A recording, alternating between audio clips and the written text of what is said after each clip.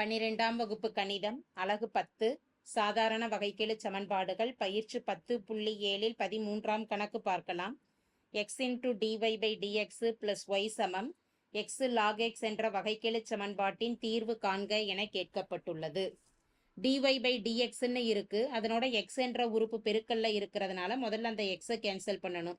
எனவே கொடுக்கப்பட்டிருக்கக்கூடிய வகைக்கெழு சமன்பாட்டை முதல்ல x ஆல இருபுறமும் வகுக்கலாம்.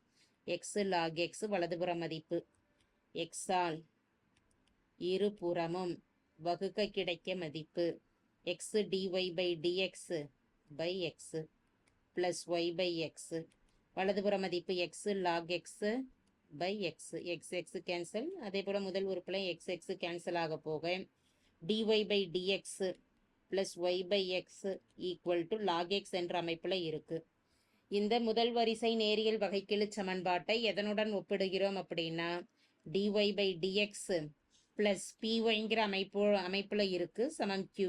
எனவே p என்பது yன் கெழுதா, p யின் மதிப்பு yன் கெழுவானது 1/x, q வலதுபுற மதிப்பு log x ஆகும். தொகை காரணி கணக்கிடுவதற்கான நிபந்தனை e power integral p dx சமம் e பவர் இன்டகிரல் p யின் மதிப்பானது 1/x into dx 1/x இன் தொகையீடானது log x ஆகும். e power log x u log cancel ஆகும் பொழுது மதிப்பு x. எதனுடைய மதிப்பு? e power integral p dx என்ற தொகையீட்டு காரணியின் மதிப்பு x ஆகும். பொது தீர்வு கணக்கிடுவதற்கான நிபந்தனை y e power integral p dx சமம் integral q e power integral p dx into dx plus c பொது தீர்வுக்கான நிபந்தனை. y into e power integral p dx இன் மதிப்பு x, இன்டகிரல் q வின் மதிப்பு q என்பது log x, e power integral p dx க்கு x into dx plus c.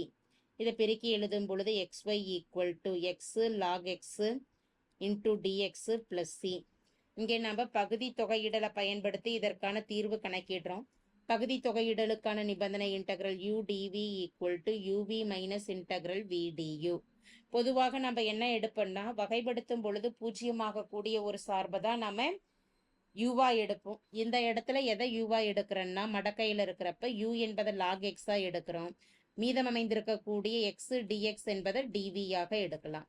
Integral x dx யூவை வகைப்படுத்தணும். x பொறுத்து வகைப்படுத்தும் பொழுது du by dx log x இன் வகையீடு 1/x. நமக்கு dx தான் நமக்கு சார்புல இருக்கு. அதே போல இந்த dx ஏது வலதுபுறம் ஏது கொண்டு போயிட்டோம் அப்படின்னா அல்லது duவின் மதிப்பு தெரியணும் அப்படின்னா du equal to dx வலதுபுறம் போறப்ப dx by x எழுதிடலாம். dvயை தொகைப்படுத்தும் பொழுது differentiation integration cancellation v equal to x இன் தொகையீட்டு மதிப்பு x பவர் n இன் தொகையீடானது x power n plus 1/n plus 1, அப்போ 1 plus 1/1 plus 1.